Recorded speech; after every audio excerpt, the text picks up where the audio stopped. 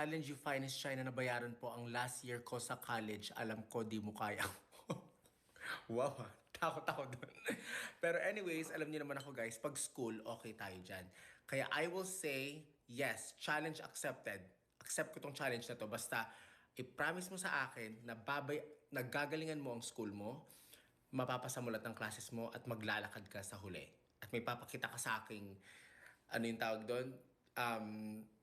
Certificate na nakagraduate ka. Yan ang i-promise mo sa akin. Pero promise ko sa iyo, babayaran ko yung buong college mo, yung last year mo ng college. Babayaran ko yan. Ako bahala dyan. Kahit magkano pa yan. Babayaran ko yung last year college mo. Basta, i-promise mo again sa akin na ipapasa mo lahat-lahat ng classes mo. At, yon.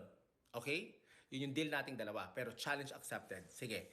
Itong mga ganitong bagay, wala akong inaano dyan. Go lang ako ng go. Basta sa school, ang tulong ko is sa school and education for people. Go ako dyan. Kaya challenge accepted. Hindi ako takot sa'yo. Kayang-kaya ko to. Kung kinaya ko ang 1 million isang araw, kakayanin ko tong for school. For school to, kaya okay lang. Kaya cheers tayo dyan. Happy New Year sa'yo.